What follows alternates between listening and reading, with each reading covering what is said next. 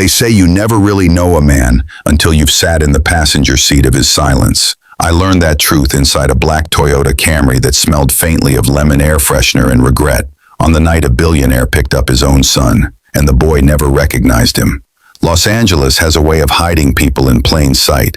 The city sprawls beneath a haze of ambition and exhaust fumes, where dreams are manufactured in studios and shattered on street corners, where everyone is performing for an audience of millions or an audience of none. On Sunset Boulevard, beneath the glow of neon signs advertising everything from energy drinks to eternity, a black 2024 Toyota Camry with California plates pulled to the curb outside a gleaming private school in Beverly Hills. The driver was 52 years old, though the baseball cap pulled low over his eyes, and the simple gray hoodie made him look like any other rideshare driver grinding through the night shift. His hands, however, told a different story. They were the hands of a man who signed contracts worth hundreds of millions, who shook hands with mayors and tech moguls, who had built an empire of glass towers that pierced the downtown LA skyline like fingers reaching for heaven. Alexander Richardson had those hands, but tonight they gripped a steering wheel wrapped in cheap rubber, and his only empire was a sedan that smelled of the 100 strangers who had sat where his next passenger was about to sit. The rear door swung open with the casual violence of someone who had never been told no. A 17-year-old boy dropped into the back seat, his designer backpack hitting the upholstery with a thud that suggested everything inside was disposable. Ethan Richardson wore $3,000 on his body. The sneakers alone cost what some families spent on rent, but he wore it all with the indifference of someone who had never known the price of anything, only the price tag. He didn't say hello. He didn't make eye contact with the rearview mirror where his father's eyes waited behind prescription glasses he'd never worn before this month. Instead, Ethan's thumbs danced across his phone screen, the blue light painting his face in the flattering glow of his own reflection in a TikTok draft. Alexander pulled into traffic, his heart a drum in his chest that no one else could hear. He had rehearsed this moment for 3 weeks, ever since the board meeting where his CFO had shown him the spreadsheet. Not the quarterly earnings, those were predictable. No, this spreadsheet tracked something else, his son's credit card statements. $12,000 in a single month, $4,000 at designer stores on Rodeo Drive, $3,000 on bottle service at clubs that looked the other way at fake IDs when the last name was Richardson, $5,000 on what the statement simply listed as miscellaneous charges, which Alexander's investigator had traced to cash advances Ethan used to impress friends, whose names he couldn't remember the next morning. But money was never the problem. Money was just the symptom. The real disease was discovered in the review his son's principal had sent, the one marked confidential, the one that detailed how Ethan had reduced a scholarship student to tears by mocking her second-hand prom dress in front of the entire cafeteria. The same report mentioned 3 separate incidents of Ethan berating service workers, a janitor, a cafeteria worker, a substitute teacher, with the kind of casual cruelty that suggested he didn't even know he was being cruel. He thought he was being honest. If you believe in second chances, comment the country you're watching from right now. And if this story already hit you, smash subscribe so you never miss a tearjerker like this. So Alexander had made a decision that his wife called insane and his therapist called radical empathy. He would drive for Uber for 30 days. Not in disguise. Exactly. He wasn't wearing a Mission Impossible mask or speaking in a fake accent. He was simply being the version of himself that existed beneath the title and the wealth. He wore reading glasses. He kept his head down. He didn't speak unless spoken to. He became invisible in the way that service workers are invisible to people like his son. And tonight, for the first time, his own flesh and blood would sit 3 feet behind him and not recognize him. The Camry crawled through evening traffic on Sunset, past the billboards advertising movies that would be forgotten by Christmas, past the tourists taking selfies with the Hollywood sign hazy in the distance. Alexander's eyes flicked to the rearview mirror every few seconds, studying the boy he'd raised but somehow lost along the way. Ethan's jaw worked methodically on a piece of gum, his teeth grinding out a rhythm that matched the bass leaking from his AirPods. Finally, Ethan spoke. His first words were not hello or thank you or even an acknowledgement that another human being existed in the front seat. They were an order. The voice that came from his son's mouth was sharp and entitled, slicing through the quiet like a blade nobody asked for. "Can you turn up the AC? It smells weird back here. Like, did someone smoke in here or something? Because that's literally disgusting." Alexander's fingers tightened on the wheel. He adjusted the climate control without a word, the way he'd learned to do over the past 29 days. The way hundreds of drivers did every single night across this city, swallowing small indignities like pills that would never quite dissolve. Ethan continued scrolling, his thumbs a blur, occasionally letting out sharp exhales through his nose.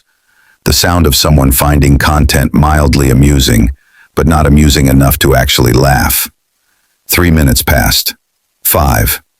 The Camry turned onto a residential street lined with palm trees that looked beautiful from a distance and scraggly up close, their fronds brown and dead at the edges, clinging to life in the Los Angeles drought. Then Ethan's phone lit up with an incoming FaceTime call. He answered it without headphones, and suddenly the car was filled with another voice, younger, equally privileged, belonging to someone named Mason or Madison, or some other name that cost $500 an hour in private tutoring to pronounce correctly. The conversation was a masterclass in casual cruelty disguised as casual conversation. Ethan bragged about a bottle of champagne that cost more than the Camry's monthly lease payment. He described in vivid detail how he'd left a $5 tip on a $300 meal because the waiter had taken too long bringing the check. His friend laughed. Ethan laughed. And in the front seat, Alexander Richardson felt something crack in his chest that wasn't quite his heart, but was somewhere close to it. The destination was a house party in the Hollywood Hills, one of those architectural statements that clung to the hillside like it was proving something to the houses below. Alexander pulled up to the gate, where a valet in a red vest waited to take keys from cars that cost more than most people's houses. But this was an Uber, so the valet just waved them through with the kind of disinterest reserved for the help. Ethan gathered his things, phone, wallet, the AirPods he finally removed, and reached for the door handle. Then he paused. For just a second, Alexander thought maybe his son would say thank you. Maybe some buried instinct toward basic human decency would surface. Instead, Ethan looked at his phone screen, checking the fare. Then he looked up at the rearview mirror, making eye contact with his father for the first time. But he didn't see his father. He saw a driver, a nobody, someone whose face he'd forget before he walked through that gate. The words that came out of Ethan's mouth landed in the car like stones.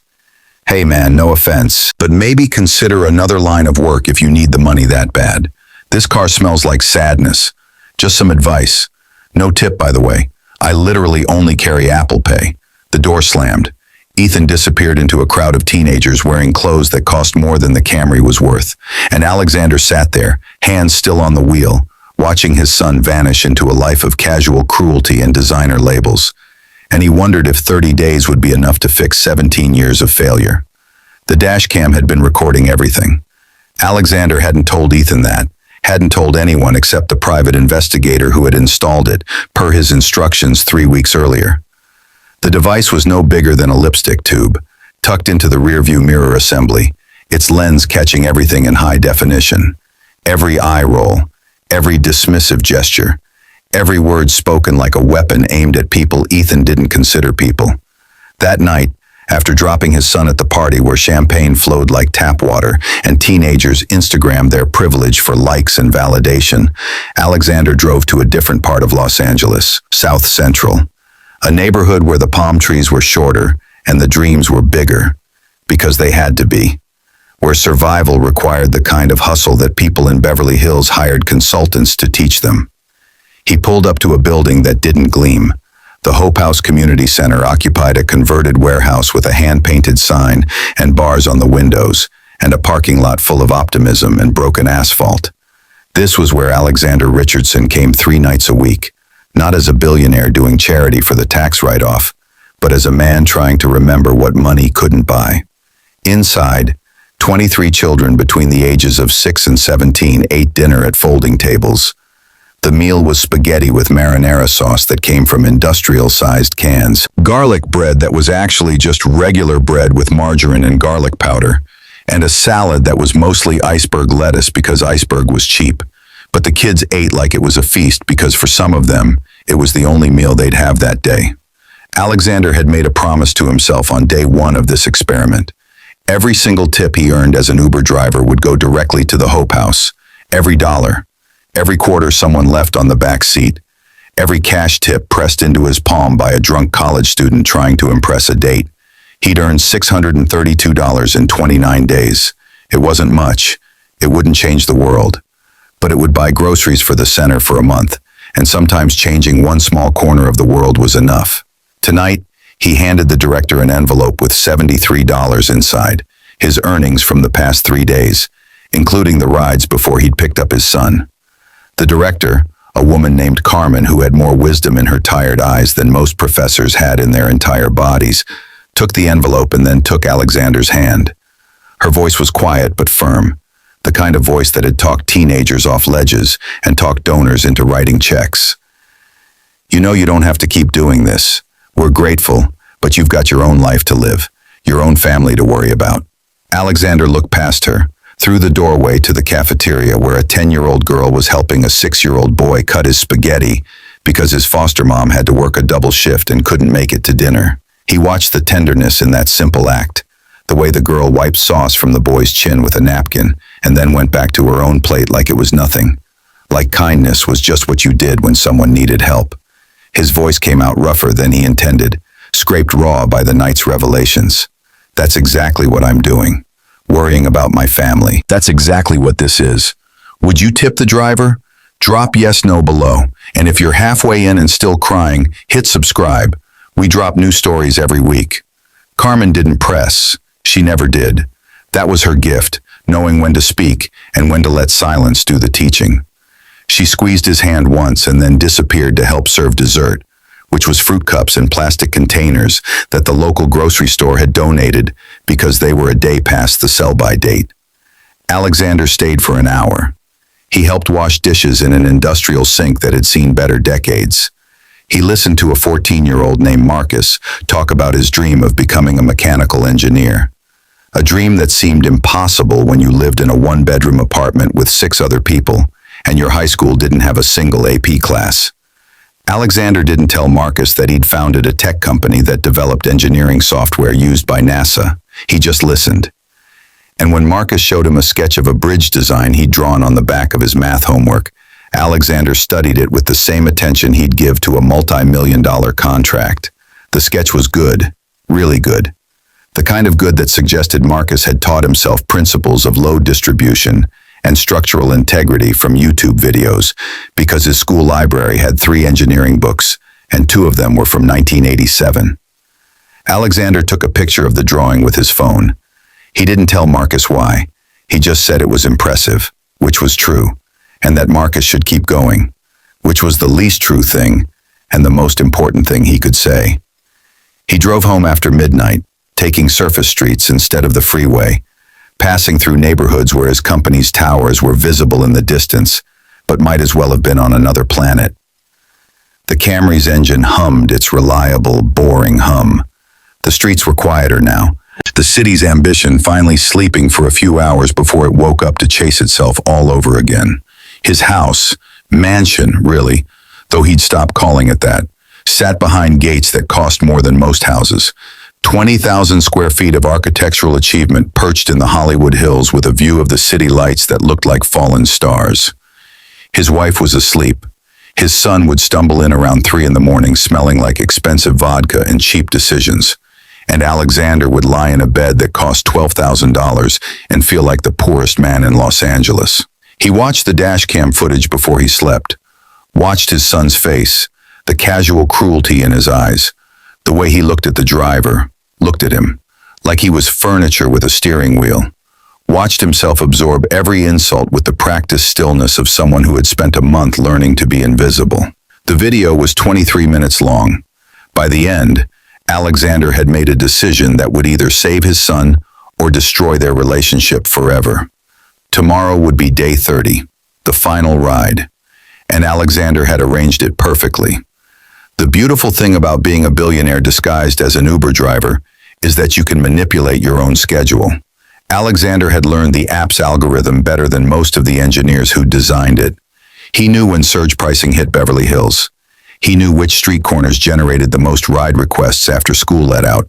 He knew, with mathematical certainty, that if he positioned his Camry at the intersection of Wilshire and Rodeo at exactly 3:45 in the afternoon on a Friday, the probability of getting a ride request from his son's location was 87%. Day 30, the final ride. Alexander sat in the Camry with the engine idling, watching the app screen like it held the secrets of the universe. His phone was logged into a burner account he'd created specifically for this experiment, a profile with 5 stars and 300 completed rides, all legitimate, all documented. Nothing about this was illegal. Everything about this felt like walking a moral tightrope without a net. The request came through at 3:46. Pickup location, the same Beverly Hills private school where this had all started a month ago. Destination, a luxury gym in West Hollywood, where Ethan's personal trainer charged $200 an hour to teach rich kids how to do push-ups. Alexander accepted the ride. His heart was doing that thing again, the drum solo that no one else could hear, the rhythm of a father about to confront the human he'd helped create and somehow failed to finish. The school's circular driveway was chaos. BMWs and Teslas and one actual Maserati, piloted by a 16-year-old who'd gotten it for her birthday, idled in a line that looked like a luxury car commercial. The Camry looked exactly as it should among them, out of place, humble, the kind of car you didn't notice until you needed it. Ethan emerged from the school's main entrance, surrounded by a small constellation of friends who orbited his wealth like moons around a planet. He was laughing at something on his phone, holding it up so his friends could see, and their laughter echoed across the driveway like the sound of empathy dying. Alexander couldn't hear what they were laughing at, but he could imagine. Some meme mocking poor people, probably. Some video of someone's humiliation packaged as entertainment. His son broke away from the group and headed toward the Camry, his eyes on his phone, his brain somewhere else entirely. He opened the rear door with the same casual violence as before, dropped into the back seat with the same thud, and Alexander felt the vehicle shift under the weight of his own genetics. This time, Alexander spoke first. His voice was different now, slightly deeper, with a hint of an accent he'd spent a month perfecting, something generic and vaguely Eastern European that actors in Hollywood wore when they played roles called Taxi Driver Number 3. Afternoon, heading to the gym today? Ethan barely looked up from his phone. His response was automatic, muscle memory, the verbal equivalent of swatting away a fly. Yeah, and can you actually take Sunset instead of the freeway? I'm not in the mood for traffic. Of course. Alexander pulled out of the driveway, merging into the flow of traffic that moved through Beverly Hills like blood through arteries. Expensive and necessary, and somehow still not enough. The afternoon sun cast long shadows across Rodeo Drive, where store windows displayed handbags that cost more than the average American made in a month, and jewelry that sparkled with the kind of beauty that required poverty somewhere else to exist. They drove in silence for 3 minutes, then Alexander broke it again, carefully, like someone defusing a bomb by asking questions. Long day at school? Ethan sighed, the sound of someone deeply burdened by a life others would kill for. School's whatever. Same boring stuff. Teachers who don't know what they're talking about. Students who are basically NPCs. You know how it is. Alexander's fingers tightened on the wheel. His voice remained steady. I'm not sure I do. Tell me. And that was all it took. That single invitation was like opening a valve. And suddenly Ethan was talking, his words spilling out in a stream of complaints and judgments and casual observations that revealed exactly who he'd become. He talked about a history teacher who had the audacity to give him a B+ on an essay about economic inequality, a grade that was clearly politically motivated because the teacher was jealous of people who'd actually succeeded in capitalism. He talked about a classmate who'd worn the same shoes 2 days in a row, and how that was basically a cry for help. He talked about his father, about Alexander, with the kind of distant admiration reserved for celebrities you'd never actually met. My dad's this huge deal, Ethan said, his voice carrying that particular tone of pride mixed with resentment that children of successful people perfect by age 12. He owns half of downtown LA, like literal skyscrapers with his name on them. I barely see him because he's always working, but that's cool, you know? That's what winners do. They don't waste time on small stuff. Alexander's throat felt tight, like he'd swallowed something sharp. He kept his voice neutral, his eyes on the road. Sounds like you admire him. Ethan shrugged, a gesture Alexander saw in the rearview mirror. I mean, yeah, he's proof that if you're smart and you work hard, you can basically do whatever you want. He didn't let anyone hold him back. That's the mindset you need. The Camry stopped at a red light.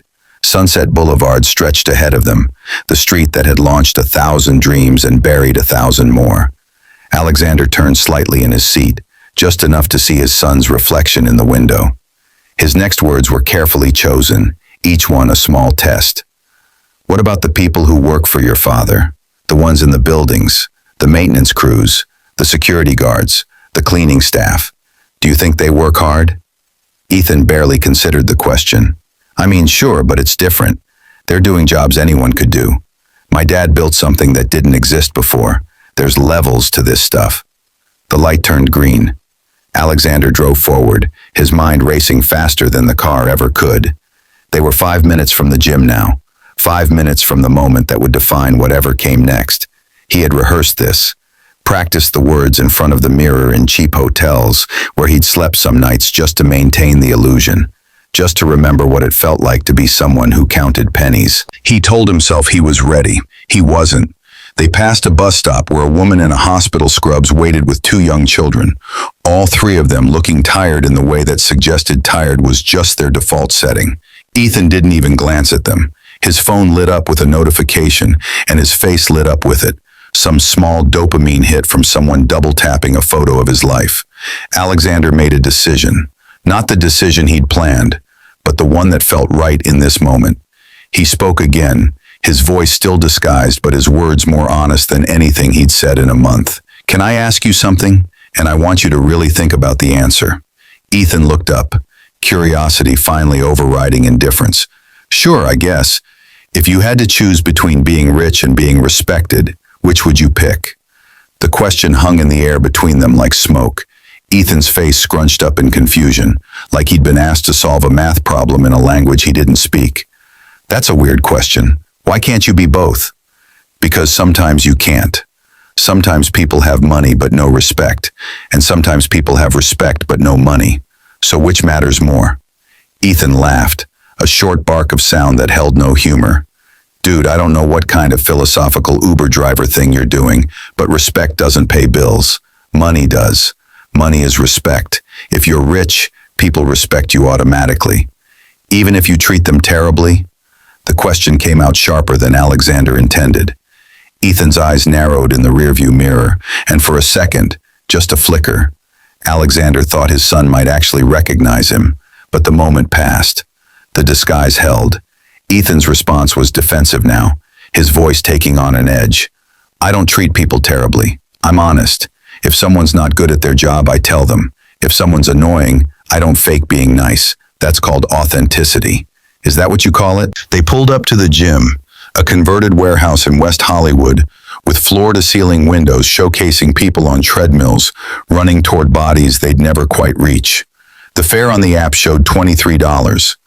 Alexander turned in his seat, fully this time, his face still shadowed by the baseball cap, but his eyes, his father's eyes, locked on his son for the first time in a month without the shield of a rearview mirror. Ethan reached for the door handle. Then Alexander removed his glasses, took off the baseball cap, ran his hand through hair that was grayer than his son probably remembered, but still unmistakably his. The recognition hit Ethan like a physical force. His eyes went wide, his mouth opened, but no sound came out. His hand froze on the door handle. The universe narrowed to the interior of a Toyota Camry that smelled like lemon air freshener and the death of illusions. Alexander's voice was his own now. No accent, no disguise, just a father speaking to a son. Hello, Ethan. The silence that followed was the longest 30 seconds in either of their lives. There are moments in every person's life when the floor disappears beneath them and they discover whether they can fly or if they were only ever standing on borrowed ground. For Ethan Richardson, that moment came in the back seat of a Toyota Camry on a Friday afternoon in West Hollywood when his father removed a baseball cap and 30 days of deception and asked a single question. "Do you know who I am?" Ethan's face cycled through expressions like someone flipping channels: shock, confusion, anger, denial, then back to shock because the brain sometimes needs a second pass to process the impossible. His mouth formed words, but his voice took a moment to catch up. "Dad? What the hell is this? Why are you—" Alexander cut him off, his voice quiet but carrying the weight of a month's worth of swallowed insults. "I've been driving for Uber for 30 days. You've been my passenger twice. This is the second time." The color drained from Ethan's face like water from a broken glass. His mind was clearly rewinding, scanning through memories, trying to remember what he'd said the first time, what he'd done, whether he'd left any evidence of the person he'd become when he thought nobody who mattered was watching. "I wanted to understand something," Alexander continued, his hands still on the wheel, even though the car was parked, even though they weren't going anywhere anymore. "I wanted to understand how my son, a boy I raised, a boy I gave every advantage to, could become someone who treats people like they're disposable, someone who measures a person's worth by their bank account. That's not—" Ethan's voice cracked. He cleared his throat, tried again, this time with more force, more defensiveness. "That's not fair. You're the one who lied. You're the one who did this weird, creepy experiment." "Yes," Alexander said simply, "I did, because I needed to see who you really are when you think no one's watching. And what I saw, Ethan, broke my heart." The gym's music thumped through the walls, some generic pop song about living your best life. The irony lost on everyone except the two people sitting in a parked Camry, having the most important conversation of their shared lives. Ethan's phone buzzed. He ignored it. His face was red now, anger mixing with shame, mixing with something else. Maybe the first glimpse of understanding, or maybe just embarrassment at being caught. "You spied on me," he spat. "You basically catfished me in real life. How is that okay? If this changed your heart, subscribe now, turn on the bell, and let's hit 1 million together, because kindness like this deserves to be shared." Alexander reached into the center console and pulled out a tablet. He'd prepared this moment as carefully as he'd prepared everything else. The tablet held 30 days of dashcam footage, a highlight reel of his son's worst moments. Not just the rides with Alexander, but rides with dozens of other drivers. Rides where Ethan had complained about the car's smell, the driver's accent, the route they'd taken, the music they'd played. Rides where he'd left 0 tips and 1-star reviews. Rides where he'd taken phone calls and bragged about treating service workers like servants, about spending money like it grew on trees he'd never planted, about a world where people were either winners or losers, and the losers deserved whatever they got. Alexander pressed play. Let Ethan watch himself through a stranger's eyes. Let him hear his own voice saying things he'd probably never remember saying, because they were just noise to him, just the background radiation of his privilege. 3 minutes of footage. That's all Alexander showed him. 3 minutes carefully edited to capture the essence of who Ethan had become. When it ended, the silence in the car was deafening. Ethan's voice was small now, stripped of its earlier bravado. I didn't mean." "Yes, you did," Alexander said gently. "That's the problem. You absolutely meant it. Every word, every dismissive gesture, every time you treated another human being like they were less than you because they had less than you. You meant all of it." A tear rolled down Ethan's cheek. He wiped it away angrily, like crying was a betrayal of the armor he'd spent 17 years building. "So what now? You gonna disown me? Cut me off?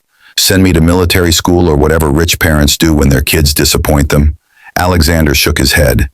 He'd spent a month thinking about this moment, and he'd realized that punishment wasn't the answer. Punishment was what you did to people you'd given up on. What he had planned was something else entirely. "No," Alexander said. You're going to do exactly what I did.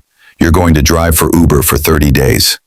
The words landed in the car like a grenade with the pin pulled.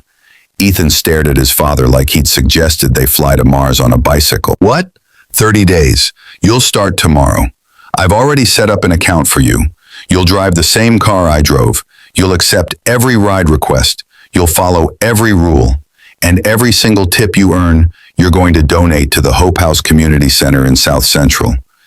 Ethan's shock was morphing into anger again. This is insane. I have school. I have practice. You'll drive evenings and weekends, Alexander interrupted. It won't interfere with school. As for practice, consider this a different kind of training, the kind that actually matters. And if I refuse, then you'll prove me right. You'll prove that you're exactly who I saw in this footage, someone who thinks he's better than everyone else but can't survive 1 month walking in their shoes. The challenge hung between them. Ethan's jaw worked, grinding through emotions too complex to name. Outside the gym window, a man who looked like he'd stepped out of a protein powder commercial lifted weights that were probably heavier than Ethan's entire backpack. Inside the Camry, a father waited for his son to make a choice that would determine who he'd become. Finally, Ethan spoke. His voice was still angry, but something else had crept in at the edges, something that might have been curiosity or might have been fear. And after 30 days, if I do this, then what? Then we'll talk again, Alexander said, and maybe you'll understand why I did this. Ethan grabbed his gym bag with more force than necessary and opened the door. Before he got out, he turned back, his face a mask of conflicted emotions. Did you really donate all your tips to that place you mentioned? Every single dollar. Why? Alexander met his son's eyes. Because respect isn't something you buy, Ethan. It's something you earn. And you earn it by understanding that every person you meet is fighting a battle you know nothing about. You earn it by treating people with dignity, regardless of what they can do for you. Ethan climbed out of the car. He stood on the sidewalk for a long moment, his back to his father, his shoulders rising and falling with breath he was trying to control. Then, without turning around, he spoke one last time. I'll do it. 30 days. But after that, we're done with this weird social experiment stuff. He walked toward the gym, his designer sneakers squeaking slightly on the pavement, and Alexander watched him go with the mixed emotions of a parent who had just set his child on a path that would either break him or make him. The Camry's engine turned over. Alexander drove away from West Hollywood, heading back toward a life that suddenly felt less certain than it had 31 days ago when this all started. But uncertainty, he was learning, was sometimes the price of doing the right thing.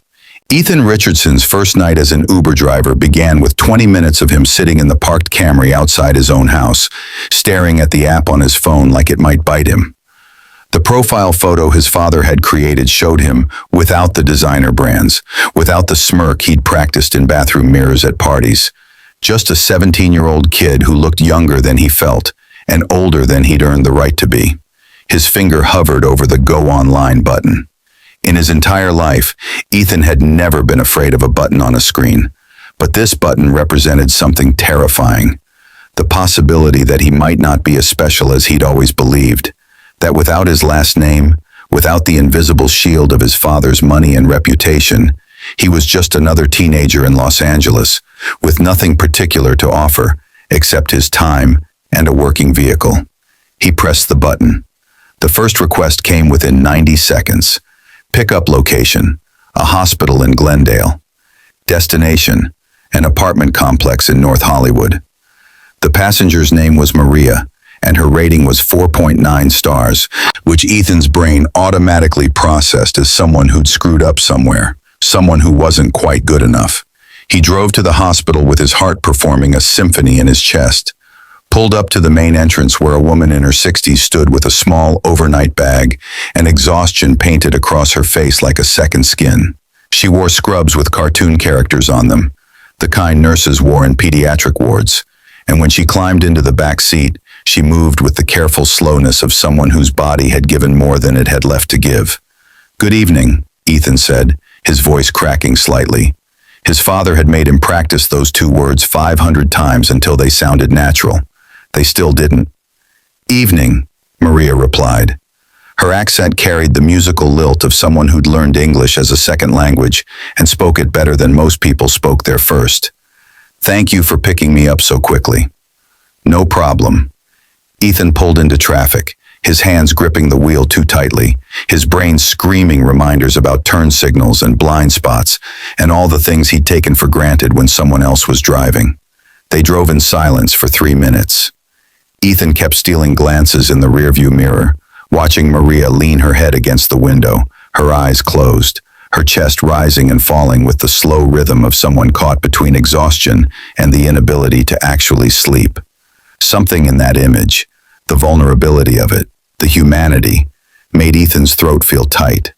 Long shift? He asked, surprising himself. Maria's eyes opened. She smiled, but it was the kind of smile that took effort. 16 hours. We're short-staffed. Always short-staffed. But the children need someone, so you stay. You're a pediatric nurse? 23 years. Maria's voice carried pride underneath the fatigue. The best job in the world on good days. The hardest job in the world on bad days. Today was somewhere in between. Ethan didn't know what to say to that, so he said nothing. They drove through Glendale as the sun set over the Los Angeles basin, painting the sky in shades of orange and purple that looked like a bruise healing in reverse. The Camry's engine hummed its reliable tune, and somewhere in that hum, Ethan felt something shift in his chest, something small and uncomfortable, like a splinter working its way deeper. When they arrived at the apartment complex, a U-shaped building with bars on the ground floor windows and a courtyard full of children's toys that had seen better years, Maria gathered her things slowly. She opened her purse, counted out cash with the deliberate care of someone who knew exactly how many dollars she had until her next paycheck. The fare is $12, she said, handing Ethan $15 in crumpled bills that felt soft from being handled countless times. The extra is for you. You drive very carefully. That's good. My daughter always worries when I take these late rides. Ethan stared at the $3 extra like they were artifacts from another civilization. $3. He'd spent more than that on a single energy drink that morning without thinking twice. He'd left $3 in change on his bedroom floor because it wasn't worth bending down to pick up. But Maria had just handed him $3, 25% of the fare, after working 16 hours keeping children alive, and she'd done it with gratitude. Thank you, he managed to say, his voice hoarse. Really, thank you. Maria smiled again, and this time it reached her eyes. You have a good heart, I can tell. Your parents raised you right. She disappeared into the apartment complex, climbing an exterior staircase to the second floor, where yellow light spilled from a window, and Ethan could see silhouettes. A younger woman, 2 small children, waiting for her to come home. A family that needed her. A family that she worked 16-hour shifts to support. Ethan sat in the parked Camry for 5 minutes, staring at the $15 in his hand. His phone buzzed with another ride request. He almost declined it, almost turned off the app and drove home to his mansion and his comfortable bed and his comfortable ignorance. Instead, he accepted. The second ride was a college student named James who talked the entire 15-minute trip about his engineering classes at UCLA, about a scholarship he'd earned that covered tuition but not housing, about working 2 part-time jobs and still coming up short every month. He tipped $2 on a $9 fare and apologized that it wasn't more. The third ride was a couple in their 70s, heading to a late dinner at Denny's because they had a coupon. They held hands in the back seat and called each other dear, and tipped nothing because they were counting quarters to afford pie for dessert. But they said thank you with such genuine warmth that Ethan felt like he'd received something more valuable than money. By midnight, Ethan had completed 8 rides and earned $63 in fares and $14 in tips, $77 total. He drove home through streets he'd driven 1,000 times before, but somehow never really seen. Streets where people lived entire lives in spaces smaller than his bedroom, where dreams were measured not in millions but in making rent on time, where dignity wasn't purchased but maintained through sheer force of will. The mansion's gate opened automatically, recognizing the Camry even though it didn't belong there. Ethan parked in the circular driveway next to his mother's Mercedes and his own BMW that suddenly looked obscene in its excess. He sat in the car with the engine off, counting the cash again. $77. 6.5 hours of work. He thought about the last time he'd spent $77. It had been at lunch 3 days ago. A burger, fries, and a shake at a trendy spot on Melrose, where the food was mediocre, but the Instagram opportunities were excellent. He'd left an $8 tip not because the service was good, but because 8% was what the app suggested, and he hadn't felt like doing math. $8 then, $14 tonight. The math was starting to add up to something he didn't want to calculate. His father was waiting in the kitchen, sitting at the island with a cup of tea he probably wasn't drinking, just holding for something to do with his hands. Alexander looked up when Ethan walked in, but he didn't speak first. That was intentional. Ethan understood that now. $77, Ethan said, placing the cash on the marble counter that cost more per square foot than some people earned in a week. A nurse gave me $3 after working 16 hours. A college kid gave me $2 and apologized it wasn't more. He stopped, his voice catching on something that might have been anger or shame or the collision of both. I spent more than this on lunch yesterday. Alexander nodded slowly. He still didn't speak. And they thanked me, every single one of them. They looked me in the eye and said thank you, like I'd done something important by just driving them where they needed to go. You did do something important, Alexander said quietly. Ethan's laugh was bitter, angry at himself more than anyone else. I've been taking Ubers 3 times a week for 2 years. He swallowed hard. I never thanked any of them, not once. I didn't even see them. They were just furniture, Alexander finished. I know, I watched the footage. The silence between them was different now, less adversarial. More like 2 people standing on the same side of a divide they were only beginning to understand existed. 29 more days, Ethan said. It wasn't a question. 29 more days, Alexander confirmed. Ethan picked up the cash, held it in his hands like he was weighing something heavier than paper and ink. What's the address of that community center? The one where you donated everything? Alexander wrote it on a piece of paper, slid it across the counter. His eyes were bright with something that might have been pride, or might have been hope, or might have been the dangerous combination of both. Ethan took the paper, folded it carefully, and put it in his wallet next to credit cards that he suddenly understood he'd never earned. Then he walked upstairs to his room that was bigger than Maria's entire apartment, and lay in a bed that cost $12,000, and felt, for the first time in his life, like maybe he didn't deserve any of it. But maybe he could start to earn it. Transformation isn't a moment. It's 1,000 moments stacked on top of each other like bricks, each one small and seemingly insignificant, until suddenly you've built something tall enough to see over the walls you've been living behind your entire life. For Ethan Richardson, day 5 brought a moment that would become a brick. A text message from his friend Tyler. Dude, where have you been? We're at Soho House, and Madison's asking about you. Get here. Ethan stared at his phone while sitting in the Camry outside a grocery store in Koreatown, waiting for his next ride request. Soho House, a private club where membership cost thousands, and drinks cost what he was earning per hour doing this. Madison was a girl he'd been casually seeing, which meant she liked his money, and he liked the way she looked on his Instagram feed. A relationship built on nothing and going nowhere, but going there expensively. His thumb hovered over the reply. 6 months ago, he would have abandoned whatever he was doing and driven straight there. But tonight he had 3 more hours scheduled. 3 more hours of people who needed to get places. People who'd been checking the app every few minutes to see if surge pricing had dropped enough for them to afford to get home. He typed, "Can't make it. Working." Tyler's response came immediately. "Working? WTF does that mean? Your dad's making you do intern stuff?" Ethan didn't reply. His phone buzzed with a ride request. A woman named Sandra needed to get from Koreatown to her night shift at a warehouse in Vernon. He accepted. Day 12 brought another brick. A passenger named David, early 20s, climbed into the back seat with a guitar case and the kind of optimism that Los Angeles hadn't beaten out of him yet. He was heading to an open mic night at a coffee shop in Silver Lake, and he talked the entire ride about a song he'd written about his grandmother, who'd raised him in South LA after his parents died.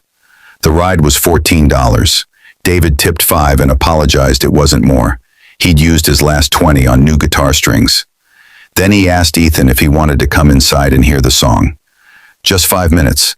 The coffee's terrible, but it's free for performers and their guests. Ethan almost said no. He had a schedule to keep, more rides to complete. But something in David's face, the vulnerability of a person about to share something they'd created, the hope that maybe someone would care, made him turn off the app and follow David inside.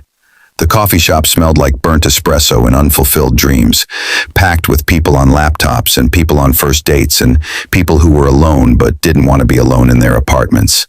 Ethan stood in the back while David took the tiny stage, adjusted the microphone, and played a song about a woman who'd worked 3 jobs to keep a roof over her grandson's head, who'd sung hymns while cooking dinners that stretched $1 into a meal, who'd told David every single day that he was destined for something bigger than the zip code he was born into.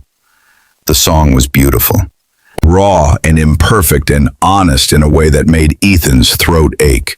When it ended, 12 people clapped, and David's face lit up like he'd just sold out the Hollywood Bowl. He caught Ethan's eye and Ethan waved back. And something in that exchange, that simple acknowledgement between 2 people who'd started as stranger and driver and had become, for just a moment, something closer to friends, felt more valuable than anything Ethan had bought in his entire life. Day 19 brought the brick that almost broke him. A ride request at 11 p.m. from a location that made Ethan's GPS hesitate. A neighborhood in South LA where his friends would never go, where his parents had taught him through silent example that people like them didn't belong. He accepted anyway. He was past the point of declining rides based on assumptions. The passenger was a boy, couldn't have been more than 14, wearing a school uniform that had seen better months and carrying a backpack that sagged with textbooks. His name on the app was Marcus, and when he climbed into the back seat, he looked at Ethan with eyes that were trying very hard to be older than 14. "Evening," Ethan said, the greeting now as natural as breathing. "Hey," Marcus's voice cracked on the single syllable. The destination loaded, the Hope House Community Center. Ethan's heart did something complicated in his chest. "You go to Hope House?" Ethan asked, pulling into the street. "Yeah, they have tutoring there. I'm behind in calculus and I can't." Marcus stopped, like he'd revealed too much. "The test is Friday. I need to pass or I lose my spot in the advanced track." They drove in silence for a few blocks.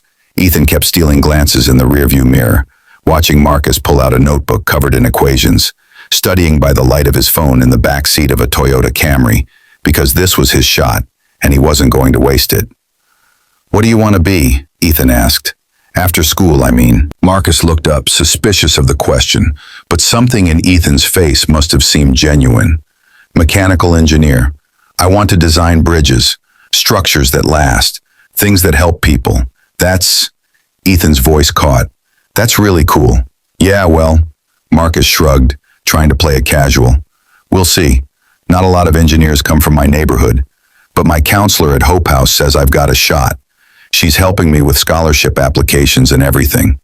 When they pulled up to the center, Marcus counted out exact change for the fare, $9.37, including coins he'd probably been saving. He didn't tip because he had nothing left to tip with, and Ethan understood that with a clarity that physically hurt. "Wait," Ethan said as Marcus reached for the door. "What's your full name?" "Marcus Williams. Why?" "Just curious. Good luck on your calculus test." "Thanks."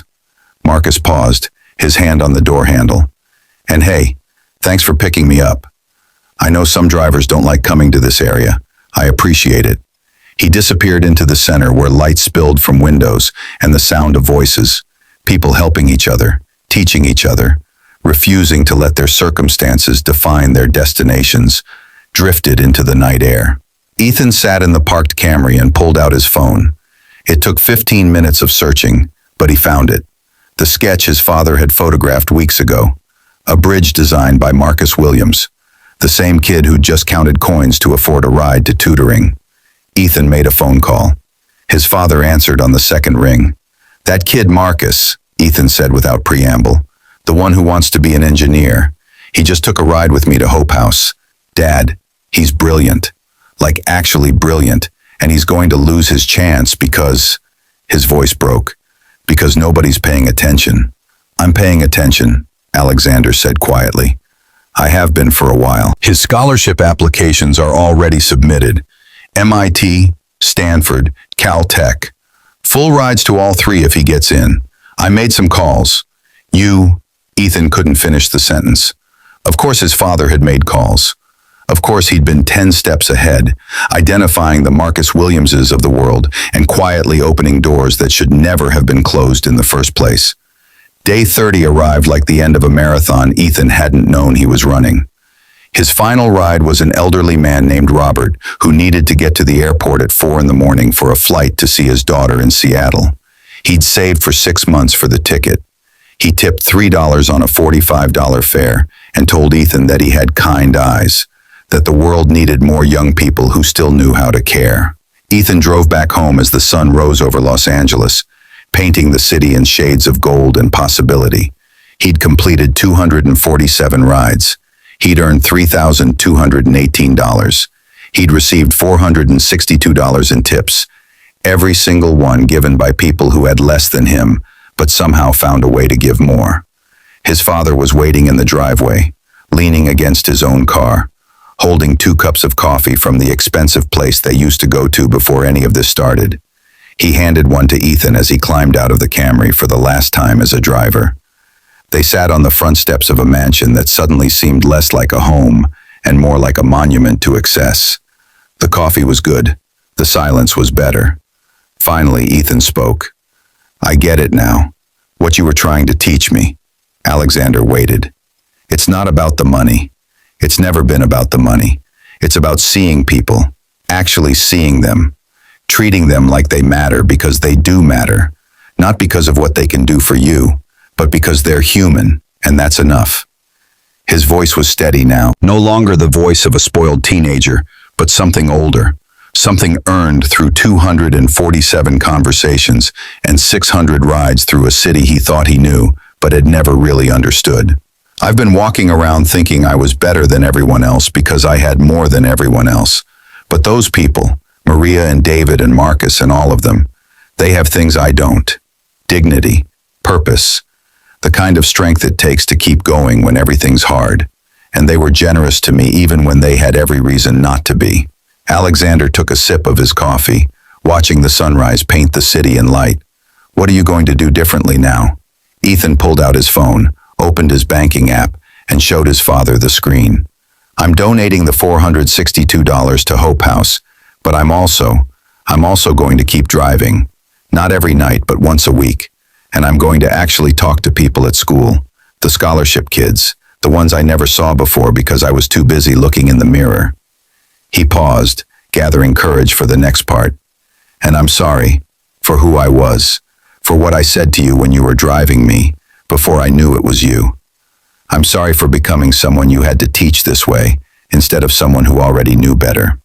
Alexander set down his coffee cup. He put his hand on his son's shoulder, and his voice carried the weight of a month of hope and fear.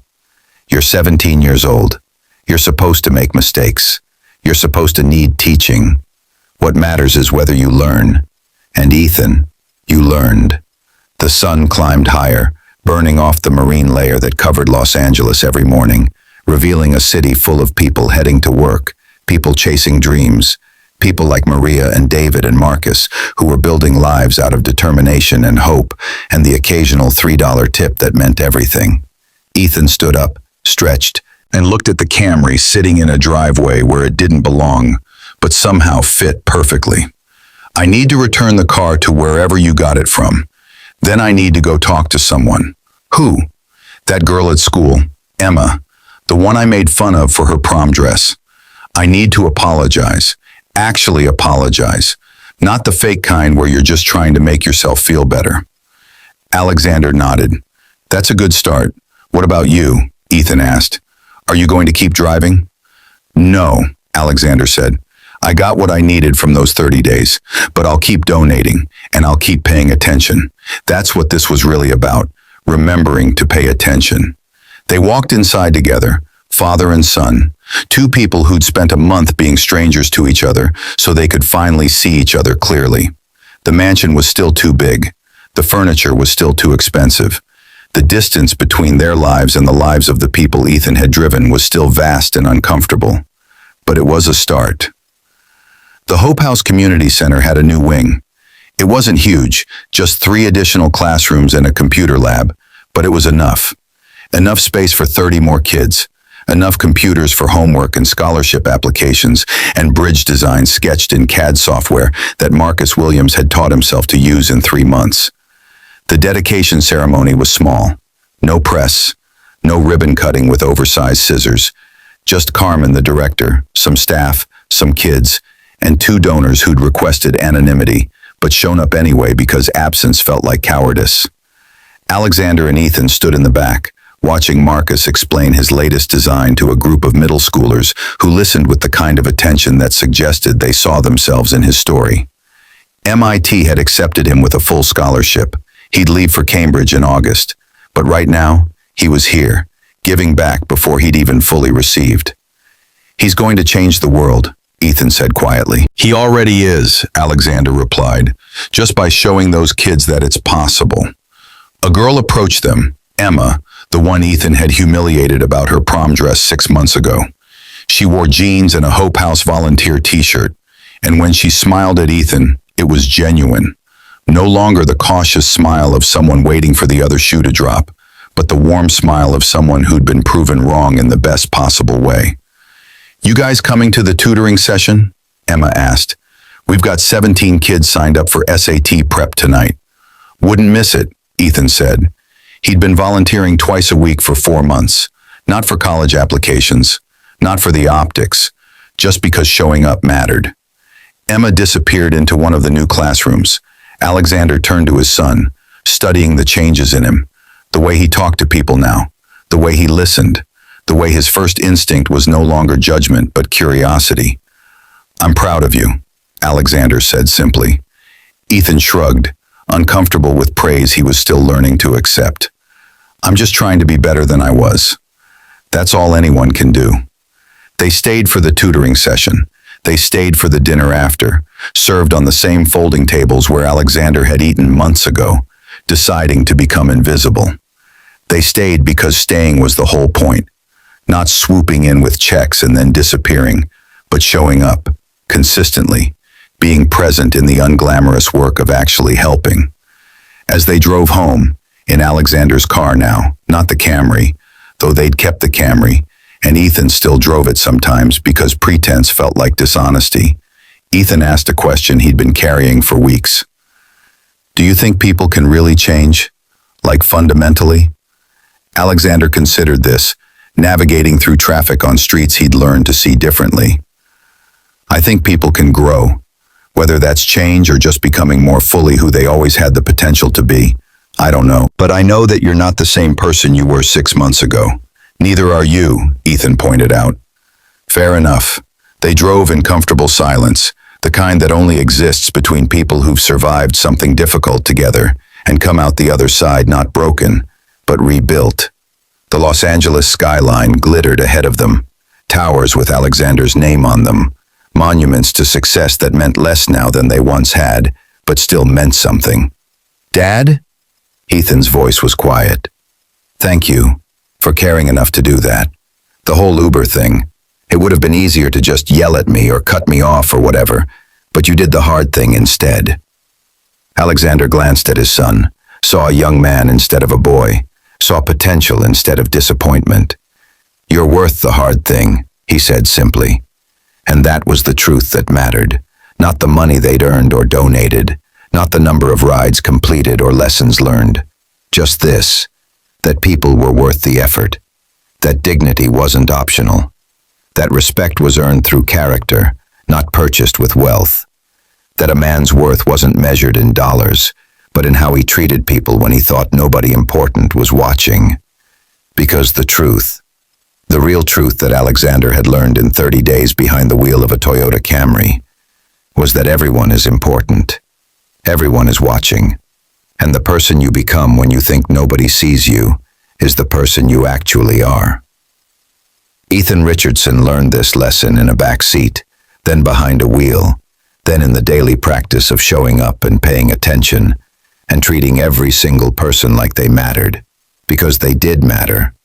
Because Maria, with her 16-hour shifts, and David with his grandmother's song, and Marcus with his bridge designs, were building a world that was better than the one they'd been handed. And now Ethan was part of that building, not above it, not funding it from a distance, but actually part of it. Brick by brick, moment by moment, $3 tip by $3 tip.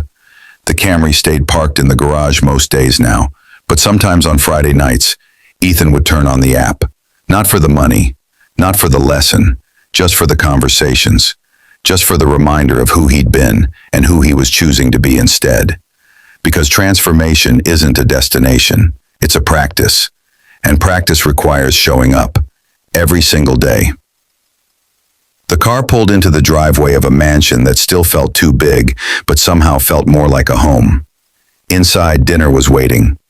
A family sat down together, not around a table that cost more than most cars, but around the practice of seeing each other, really seeing each other. And outside, Los Angeles continued its eternal hustle, full of people in cars going places, building dreams, surviving another day, offering $3 tips and thank yous to strangers who were learning to be less strange. The city never slept, but it could learn, it could grow, it could change, one ride at a time. Moral: respect isn't bought with money, it's earned through character. True wealth is measured not by what you own, but by how you treat those who can do nothing for you.